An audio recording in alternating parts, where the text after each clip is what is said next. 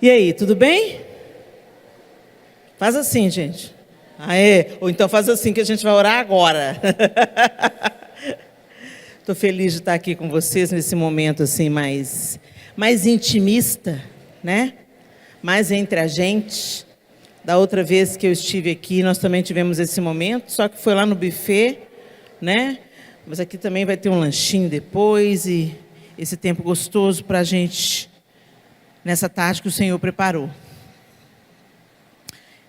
E eu queria, para ter esse tempo com vocês aqui, eu quero compartilhar com vocês o Salmo 46. Se você tiver com a sua Bíblia aí, abra a sua Bíblia comigo.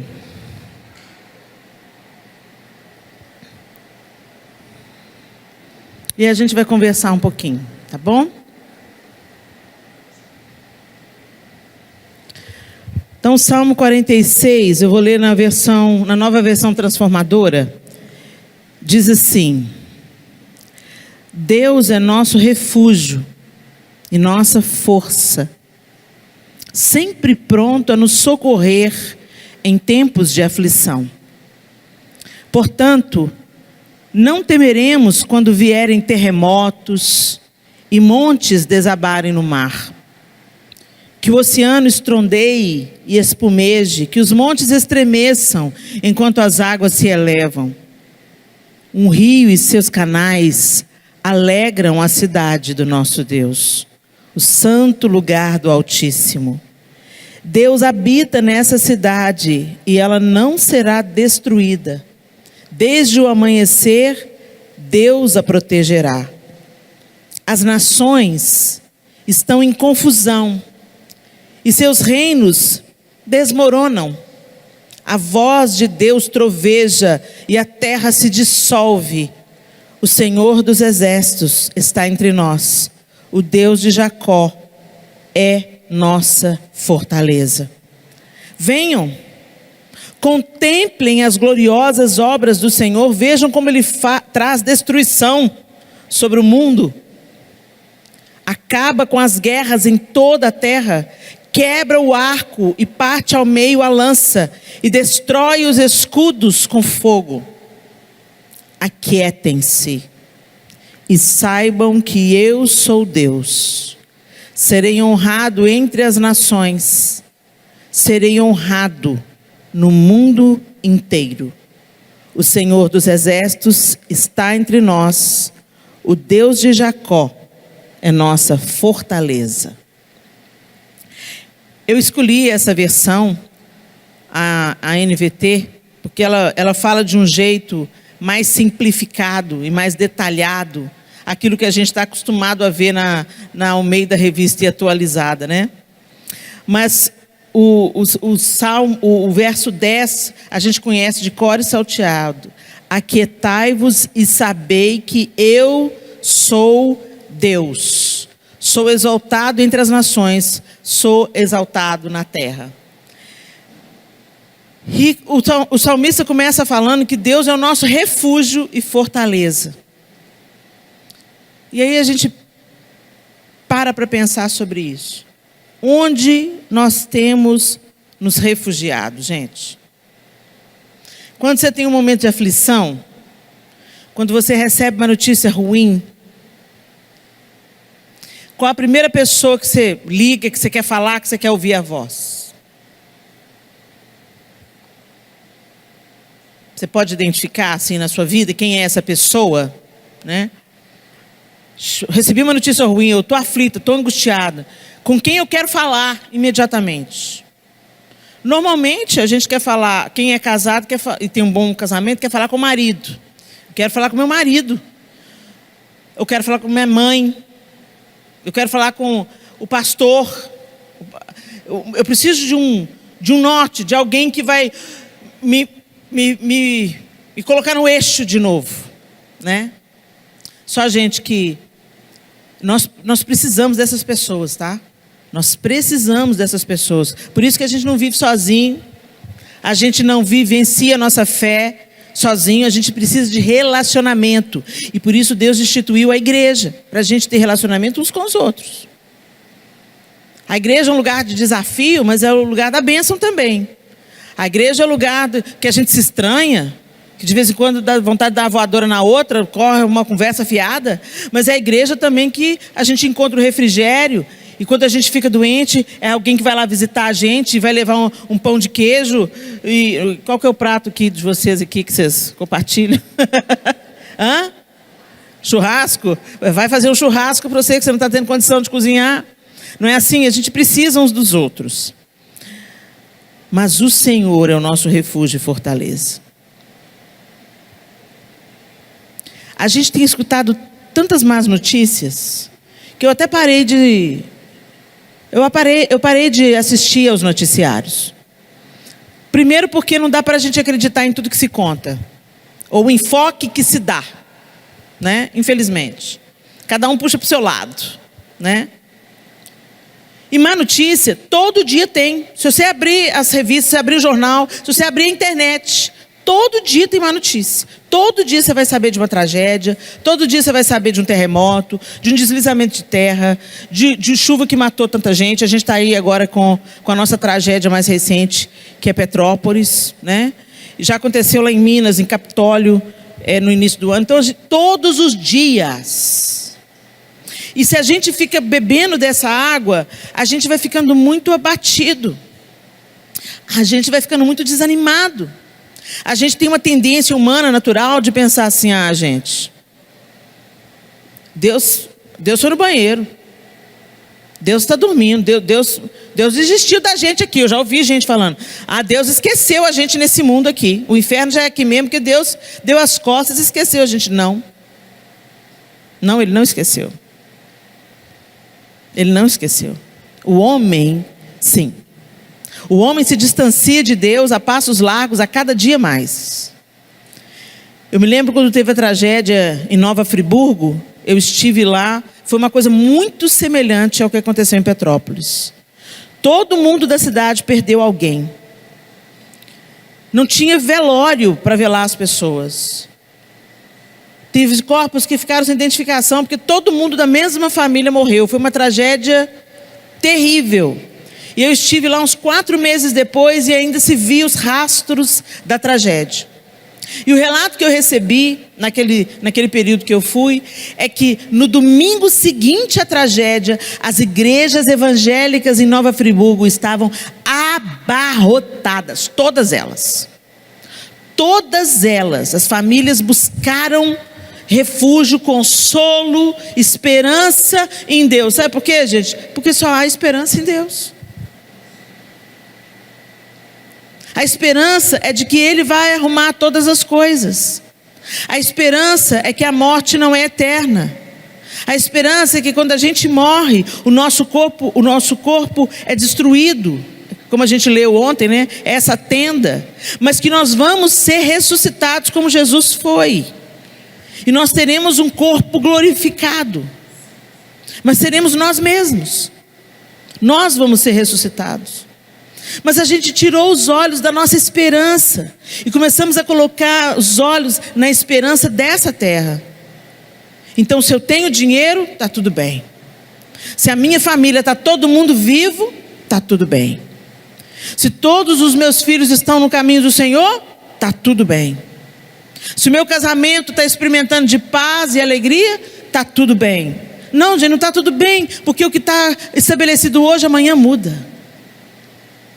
Não é isso?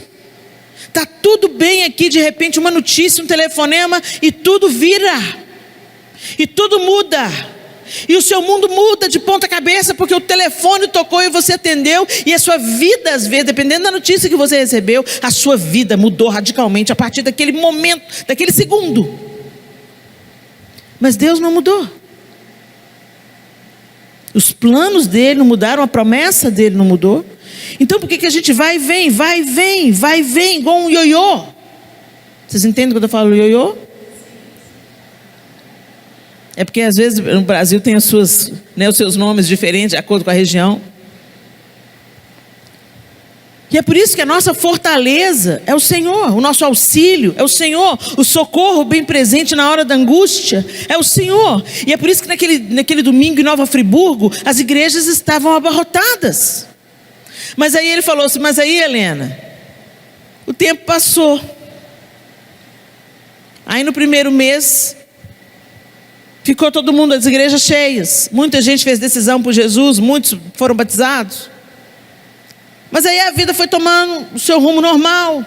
Limparam as ruas, enterraram as pessoas. E a vida foi voltando ao normal. E 2 meses depois, voltou tudo ao que era antes. As pessoas voltaram para a sua vida, para as suas prioridades, para a sua rotina. E aí? Será que a gente está vivendo assim? Como é que você está vivendo a sua vida? Porque, gente, se nós não estivermos alicerçados no Senhor, nós vamos desmoronar. Se nós não estivermos firmados no Senhor, gente, porque quem mantém a gente de pé no dia mau é o Senhor, mas não é repentino. Não é repentino, é construído. Esse relacionamento com o Senhor, ele vai nos preparando para o dia mau. Quando a sua estrutura não tem, você em si mesmo, como eu disse ontem, eu repito hoje, você em si mesmo não tem estrutura, a dor te alcança rapidamente, e o seu mundo desmorona rapidamente. Mas quem te levanta de novo e te faz continuar vivendo é o Senhor. E quanto mais próximo dele você estiver, não é que você não vai doer, vai doer. Não é que não vai sofrer, vai sofrer, porque o sofrimento está na trajetória.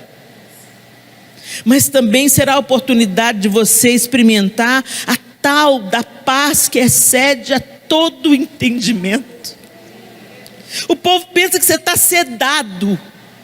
Às vezes as pessoas vêm te consolar e você que consola. A paz que excede todo entendimento, construída no relacionamento ou nas orações de outras pessoas por você. Às vezes você não fez nada, mas na hora que a notícia chegou, joelhos se dobraram em seu favor e falou: Senhor, entra com a tua esperança, entra com o teu consolo, pega ela no colo, Jesus, levanta essa mulher. Senhor, eu não sei como é que ela vai aguentar, mas o Senhor é socorro bem presente na hora da angústia. O Senhor é o nosso refúgio e fortaleza. Que a fulana conheça hoje o seu refúgio e a sua fortaleza. Mas nós mulheres, então, meninas, a gente gasta tanto tempo em coisa que a gente não vai levar no caixão e não vai deixar como legado. A gente investe tanto tempo, né, em coisas efêmeras. Nós mulheres somos um mundo à parte. Não tem nada de errado você ser cheirosa, bonita, gostar dos detalhes da casa. Foi Deus que deu isso pra gente. Se o mundo fosse só masculino, ia ser preto e branco, no máximo cinza, entendeu? Ia ter só churrasco e bem objetivo, né? A mulher coloca cor, sabor, alegria onde ela entra. É incrível como uma mulher enfeita a vida das pessoas. E também é incrível como uma mulher tem o poder de azedar a vida das pessoas. Porque a gente exerce influência. Quer a gente goste, quer não, a gente exerce influência. Se você não estiver influenciando para a vida, você está influenciando para a morte. Se você não está influenciando para edificar, você não fica em cima do muro, gente. Você está destruindo. Porque o diabo não desperdiça mão de obra. Então, se você não se aliançar com Deus, deixar Ele usar sua boca, sua vida, seu abraço, seus dons, o diabo vai deixar você solto por aí, não. Ele vai pegar você e vai pegar suas dores e ele vai te manipular através das suas dores. Então, através das suas dores, ele começa a construir amargura. Aí, através da amargura vem a insatisfação. Através da insatisfação, você começa a murmurar, a praguejar. E aí isso começa a azedar o ambiente da sua casa. Isso começa a azedar a sua própria vida, porque a boca fala do que está cheio o coração e o que sai da boca é o que contamina a gente. Então, é um jogo. E aí a gente vai ficando triste, para baixo, por causa da nossa própria influência. Então o diabo não deixa a gente em cima do muro, não. E o Senhor quer usar todo esse potencial para a vida. Quer usar todo esse potencial para o bem. Quer usar todo esse potencial para a cura. Então não estou dizendo que é errado você gostar de decorar, de festa, de arrumar a mesa lá atrás. Coisa linda. Esses detalhes que enchem a vida, que traz leveza para a vida. Quando você entra num lugar, tem uma mesa posta, né? Ai, que gostoso, que vontade de ficar. E aí a gente assenta, e aí conversa o que edifica, conversa o que constrói, se levanta da mesa mais feliz e mais edificado. Então tudo tem uma razão. Mas muito cuidado. A linha que separa o fútil, o inútil, do útil é muito fina. É muito tênue a linha. E como nós gostamos de espelhinho. Vocês sabem aquela história dos portugueses? Vocês aprenderam isso na escola também? Que quando os portugueses chegaram aqui e perceberam as riquezas que o Brasil tinha, eles começaram a trocar por os espelhinhos, porque os índios nunca tinham visto espelho, e olham os espelhos e ficam, né? Os nativos olham aquilo, não tinham tido acesso àquilo, e como não era normal para eles o espelho, e eles com ouro, diamante, pau-brasil, né? Tanta riqueza que essa terra sempre deu, de repente começa a ficar seduzido por causa de um pedaço de espelho. Troca joia preciosa, troca ouro, metal pesado por espelho. É isso que Satanás faz com a gente. Ele põe uns espelhinhos bem legal na nossa mão, e a gente se perde nas imagens que ele reflete, e nos esquecemos do nosso verdadeiro propósito, de nos relacionarmos com Deus e de sermos esperança para a vida de outras pessoas. E à medida que a gente vive isso, a gente vai vivendo esse relacionamento, é que nós somos fortalecidos. E aí o salmista, ele vai dizendo que o Senhor é o nosso refúgio, socorro bem presente nas tribulações. Portanto não temeremos, ainda que a terra se transtorne.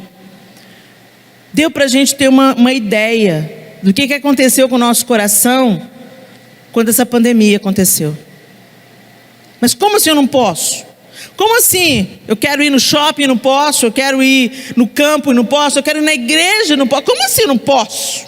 Não pode. Na primeira fase, muita gente fala, isso é um exagero, virou, infelizmente no Brasil, a pandemia, além de toda a gravidade, ela ainda tomou uma nuance política. Os oportunistas começaram a fazer palanque em cima da pandemia, montaram um cenário ainda mais caótico. Pandemia, política, as coisas não deviam estar misturadas.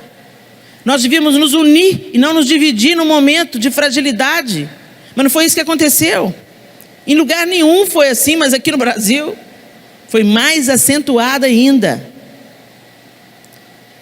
Mas na segunda fase da pandemia, não sei como é que foi aqui no sul, gente, mas em Minas Gerais, a gente pensou assim, no final de 2020 a gente pensou, já está passando. Aí veio a segunda onda, ainda mais destrutiva. Perdemos mais pessoas adoeceram gravemente. E a gente pensou, meu Deus, a gente não vai sair disso nunca mais. E aí o luto chegou em muitos lares e chegou mais perto da gente, já não era mais alguém distante, era alguém do seu coração, era alguém próximo de você. E nesse momento, a gente viu a fragilidade da fé de muita gente. Eu recebi notícias de pessoas que se mataram quando descobriram que estavam com Covid. Como assim? O desespero de pensar, eu vou morrer sem ar? Não, então eu vou decidir como eu vou morrer. Nem tentou um tratamento, nem sabia se era uma forma grave da doença, pregou o resultado e acabou com a própria vida. Com medo de morrer, se matou. Olha que loucura isso. As consequências psicológicas ficarão por gerações, segundo os psicólogos. As consequências nas crianças que foram afastadas do convívio social e ficaram tendo aula pelo computador, vai trazer também o seu preço, o seu custo. Aí a gente viu como a gente é frágil, como um vírus invisível, colocou o mundo inteiro no cantinho do pensamento, mas muita gente não entendeu ainda. E aí fala, passou e volta para a vida normal. E eu estou aqui nessa tarde para dizer para você, não volte à sua vida normal. Comece a caminhar numa vida sobrenatural. Comece a caminhar numa vida ainda mais aliançada com o Senhor. Se você já amava o Senhor, ame o Senhor ainda mais. Mas Helena, eu amo. Gente, amar o Senhor não é dizer que ama. Não adianta o seu marido te amar e te trair. Ele fala que te ama, mas tem outra família, tem outra mulher. Isso não é amor. O amor é atitude. E o próprio Jesus disse, aquele que tem os meus mandamentos e os obedece, esse é o que me ama. E aquele que me ama será amado por meu Pai, eu também o amarei e me manifestarei a ele. Aí a gente pensa, que mandamento? Que mandamento se a gente não está mais sob a lei, mas sob a graça? Como eu vos amei, que vos ameis uns aos outros. Nós precisamos de receber um batismo de amor. A gente canta sobre o amor, a gente fala sobre o amor, mas a gente não ama. Primeiro, não ama Jesus, porque não obedece. A gente não ama o nosso próximo. Pensa numa pessoa difícil aí na sua vida. Pensa na pessoa que você mais quer ver pelas costas. Sim, a gente sempre tem. Aquela pessoa assim, ai, não queria encontrar com fulano. Porque se encontrar com fulana, não sei o que eu vou falar, não sei como é que eu vou reagir. Às vezes você nem conhece a pessoa. Você ficou sabendo de uns atos que ela fez, e você já toma raiva da pessoa, sem nem saber se é verdade o que falaram dela para você. É ou não é? Aí tem alguém que tá, a gente, assim, sabe aquela pessoa difícil de amar? Você tem alguém? É essa aí que é para amar. Porque a palavra de Deus diz assim, que não tem glória nenhuma em nós amarmos quem é semelhante a gente. E nós amarmos quem pensa como a gente, quem professa a mesma fé que a gente. Que glória que tem nisso? Os ímpios fazem o mesmo. Mas ele nos desafia, amem os seus inimigos, orem por aqueles que vos perseguem. Se alguém te obrigar a andar uma milha, anda duas. Se te pedir a túnica, dá também a capa. Será que a gente entende o que é isso?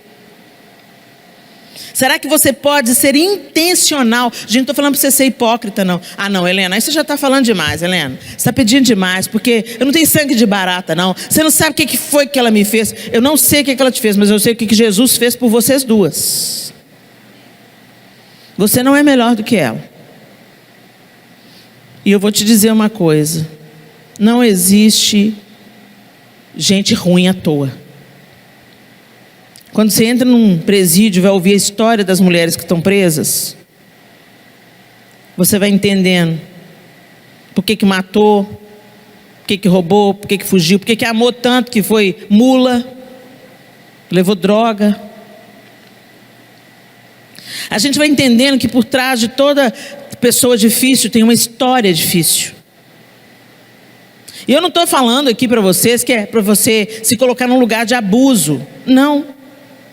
Mas para você ser intencionalmente gentil, como o Senhor Jesus foi intencional quando encarnou, viveu, ensinou, morreu e ressuscitou.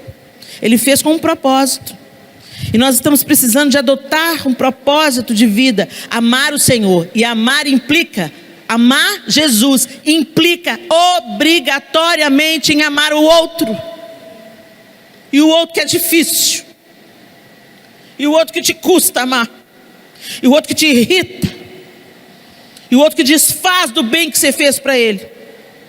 Continua amando. Porque o amor nunca fica infrutífero. Ele pode não dar fruto nessa terra que você está semeando. Essa terra dura e rachada, que é essa pessoa tão ferida, que às vezes ela não sabe nem receber amor. Mas ela vai voltar para você igual um bumerangue. Porque o Senhor não foge das suas promessas. Tem muita gente que até hoje não recebeu o amor de Jesus. Mas cada gota de sangue derramado valeu a pena. porque alcançou a mim e alcançou a você. Então amor nunca vai ser desperdício. E nós não conseguimos amar apenas na nossa intenção.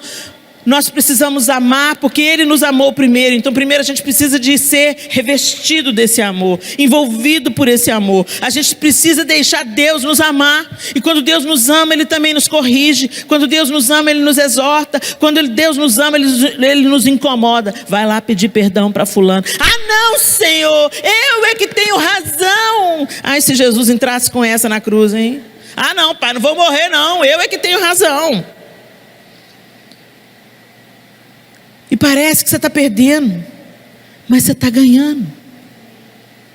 Por isso que Jesus falou: quem quiser vir após mim, negue-se a si mesmo, tome a sua cruz e siga-me. Quem achar a sua vida, perdê-la-á. E quem perder a vida por amor de mim, a encontrará. Ele não está falando só da perda literal da vida, o que pode acontecer também. Tem muitos irmãos nossos no Oriente Médio que estão sendo mortos simplesmente porque são cristãos. Simplesmente porque são cristãos, eles entram na igreja e matam todo mundo. A gente não tem ideia do que é isso. Nosso evangelho ainda é muito criança, muito infantil. Mas como eu disse ontem, é hora de crescer. E talvez a gente não viva esse nível de perseguição, porque talvez a gente não dá conta. A palavra de Deus diz assim, que a gente só vai receber o que a gente dá conta. Então eu quero dizer para vocês: mergulha no amor, deixa esse amor te curar. Para de viver na superfície da religião. Deixa esse amor te encontrar, deixa esse amor te curar. Às vezes a gente perde tempo ainda falando das questões da nossa feminilidade. A gente perde horas olhando o Instagram de moda, caçando promoção da brusinha, comprando online. Não tem nada de errado nisso. O errado é isso tomar a primazia da vida. Enquanto você podia estar fazendo uma visita, você podia estar mandando uma mensagem de ânimo para alguém que você sabe que está enfrentando um momento difícil. Enquanto você podia estar ligando para sua mãe para dizer: mãe, você está numa outra cidade, mas eu quero te dizer, eu te amo, tá, mãe? Porque, gente, a gente nunca sabe qual vai ser o último dia, não. Nem nosso, nem dela. Por exemplo, você sabe qual foi o último dia que você saiu para brincar na rua com a meninada? Você consegue lembrar o último dia que você brincou com seus amigos de rua? Bom, pelo menos eu sou desse tempo, né, gente? Que a gente brincava na rua até altas horas da noite, de pique-esconde, de queimada. Teve um último dia, não teve? E a gente nem se despediu. A gente não sabia que ia ser o último. O último dia de pique-esconde, o último dia de brincadeira. E essa é a vida. A gente não sabe qual vai ser o último dia. Então como é que a gente está vivendo a vida, gente? Quando a gente vai orar, a gente pede para o Senhor: ô Senhor, me ensina a amar mais. Me ensina a amar mais o fulano, Senhor. Eu sou intencional nessa oração. Senhor, abençoa o fulano. Porque a tua palavra diz assim, que é para eu orar pelos meus inimigos. Ela me odeia, mas eu estou abençoando ela agora, Senhor, com sinceridade de coração, porque eu sei que isso alegra o teu coração. Então eu entro na obediência agora e eu oro pela fulana e eu peço: Senhor, abençoa a vida dela, a família dela, a casa dela, prospera os negócios dela, cobra ela de bênção. Começa a orar para você ver como é que o seu coração muda. Não entra na pilha desse mundo não, gente, que diz que você que tem que vingar, que são seus direitos, você não é obrigada a nada. E essas tantas outras falas que parecem ser legais, mas na verdade são meias verdades. E o diabo trabalha muito com a meia verdade. Quando ele vai tentar Jesus, ele fala assim: pega essas pedras aí, ó, transforma em pão, você não pode? Ele falou: mentira. Não, ele usou a verdade. Ele usou a verdade. Ele usou a palavra de Deus. E Jesus falou assim: eu posso, mas não só de pão viverá o homem. A gente está no tempo das meias verdades. E a gente se conforma com elas, e a gente vive por elas. Mas a gente não está dando passos para a água subir, entenderam? A gente está satisfeito com a água nos tornozelos. O Senhor é o oceano. O oceano, a gente nunca vai conseguir chegar na profundidade máxima. O homem não chega lá. Já chegou na Lua, mas não chega no mais profundo do oceano. A pressão não dá conta. Mas entra na água. Entra na água. Os mais ousados faz surf. E os mais ousados ainda fazem mergulho. Compra a roupa apropriada e vai até onde a pressão permite. E aí, quer ficar com a turma na praia? Diz, eu conheço o oceano.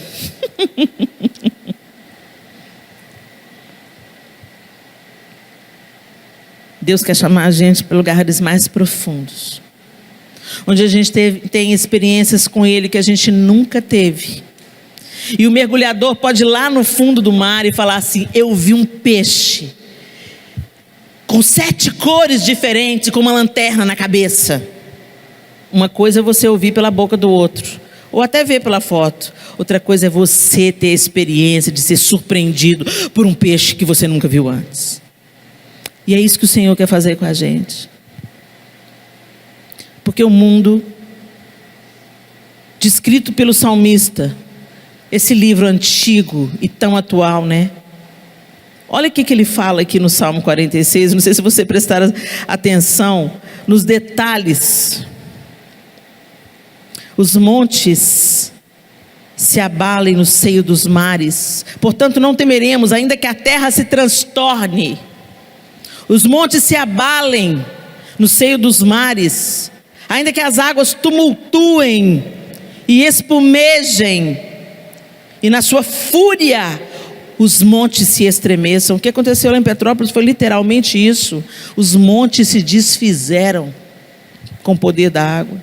Está acontecendo isso diante dos nossos olhos. Aí ele vai e ele está falando de uma terra em caos, em caos, em caos. E ele pega e fala assim, mas há um rio cujas correntes alegram a cidade de Deus. Ele mudou o cenário. Ele mudou a perspectiva. O mundo está caótico, mas deixa eu contar. Deus é inabalável. Há um rio, também tem um rio. Aqui os rios estão transbordando e matando, mas tem um rio cujas correntes alegram a cidade de Deus, o santuário das moradas do Altíssimo. Uau! Tem as moradas do Altíssimo. E Deus está no meio dela, jamais será abalada. Deus a ajudará desde antemanhã. Bramam nações, reinos se abalam. Ele faz ouvir a sua voz e a terra se dissolve. Deus é poderoso, Ele é o nosso refúgio. Por isso que no final ele fala, aquietai-vos e sabei que eu sou Deus.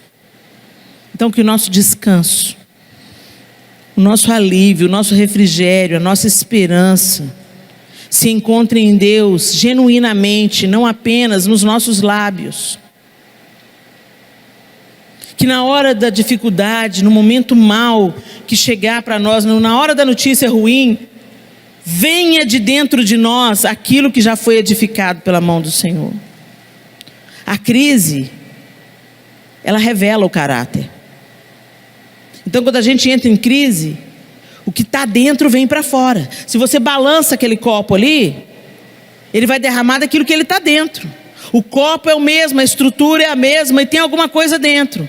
Mas ele só vai derramar do que ele tem dentro. Se ele tem Coca-Cola, ele vai derramar Coca-Cola, porque ele não tem Coca-Cola. Agora esse aqui vai derramar água, eu tenho certeza que ele vai derramar água, porque ele está cheio de água. Então na hora difícil, na hora da tribulação, na hora da angústia, na hora do relacionamento desafiador, o Senhor quer que a gente derrame daquilo que a gente está cheio. Então você precisa se encher de Deus. Você precisa se encher de esperança. Desliga a TV. A gente recebe tanta informação desnecessária que só está servindo para azedar o nosso coração. Dá um tempo nas redes sociais. Segue gente que te abençoa. Segue gente que faz o seu dia melhorar. Tem gente que só posta tragédia, ruína, discórdia, fofoca. E nós estamos nos alimentando disso, então adoeceremos. No dia mau, no dia que o vírus chega, se o seu sistema imunológico não está bom, você vai sucumbir ao vírus. Então cuida da sua saúde espiritual, coloca para dentro o que te torna forte espiritualmente, escute conversas que te fortaleçam espiritualmente, assista a coisas que vão te fortalecer, participe de ajuntamentos que vão fortalecer a sua fé. Não alimente os seus medos, alimente a sua fé. O salmista deixou muito claro ali, está tudo isso acontecendo, mas o Senhor é o nosso rochedo, o Senhor é a nossa fortaleza, Ele é o socorro bem presente na hora da angústia. Há um rio na cidade de Deus que alegra o santuário do Senhor. Ele está falando, gente, tem outro cenário para vocês olharem para Ele, tem outra perspectiva para vocês viverem sobre ela. E a gente tem que saber se desintoxicar. Tem coisas que a gente vai ter que largar na vida porque estão nos adoecendo espiritualmente, estão nos adoecendo emocionalmente. Você está seguindo uma pessoa, está com inveja dela? Para de seguir. Você olha para a vida dela, ela parece tão bonita, tão rica, tão próspera, e você está aqui com os boletos atrasados. Você não sabe das tragédias não, gente. Dinheiro não é tudo na vida não. Tem gente que pensa que vai ter dinheiro e vai ter tudo. Não tem nada. Como eu disse ontem, quando acaba o jogo, o peão e o rei vão para a mesma caixa. Mas a gente tem uma mania de olhar para a vida das pessoas e pensar que a vida delas é perfeita e que a nossa é a vida que é desgraçada, infeliz. E mais à noite nós vamos conversar sobre isso, eu não vou entrar na palavra da noite, mas eu quero dizer para você, abra os seus olhos, escolha o que você põe no seu prato espiritual e se abstenha do lixo desse mundo, se abstenha das más notícias, se abstenha da perversão institucionalizada como se fosse entretenimento. Se abstenha. Isso não te faz bem, isso não te edifica e isso não te mantém de pé no dia da adversidade. Ame o Senhor. Quem ama obedece. E quem obedece está buscando caminhar em sintonia. Em sintonia. Eu não sei você, mas eu preciso amar mais. E eu tenho pedido ao Senhor, Senhor, me batiza com amor. Me batiza com amor. Porque como Paulo bem disse aos Coríntios na sua primeira carta, né? As línguas desaparecerão, as profecias cessarão, mas o amor, esse jamais acaba. E é esse amor, o amor moldado na forma de Deus, não o amor utilitarista.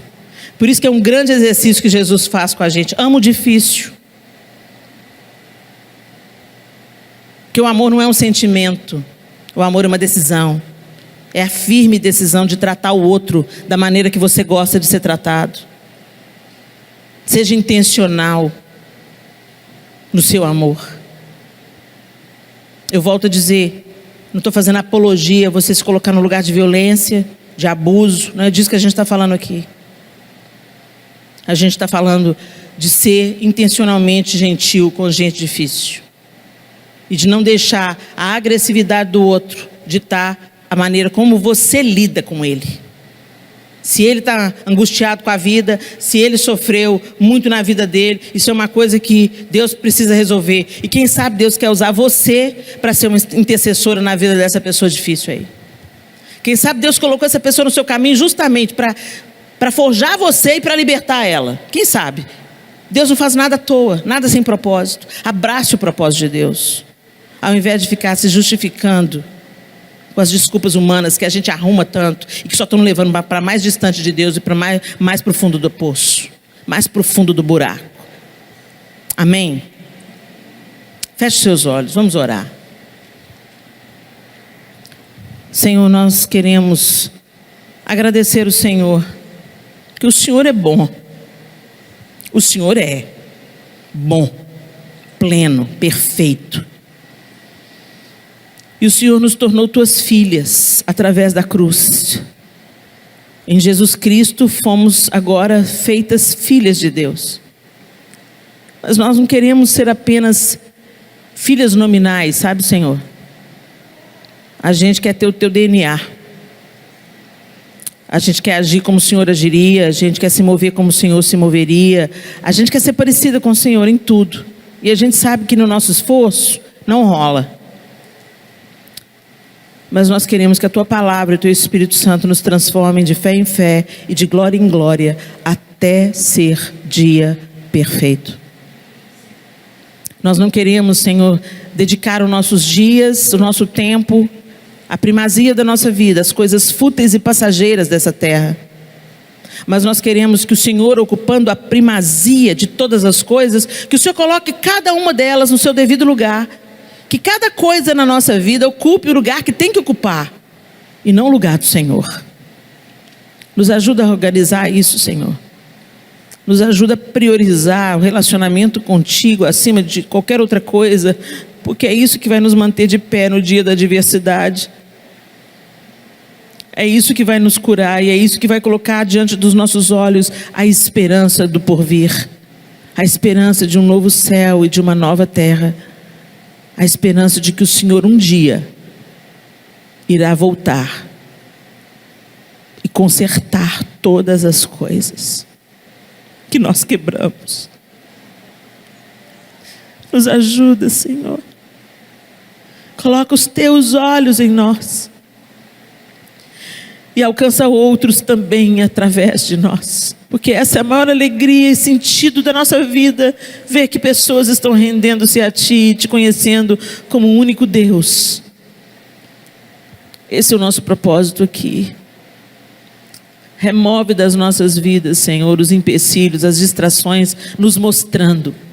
Espírito Santo de Deus, nos mostra as coisas inúteis da nossa vida. E nós oramos como salmista no Salmo 119, Senhor, tira os nossos olhos das coisas inúteis e faz-nos caminhar pelos caminhos que traçaste. Em nome de Jesus. Amém.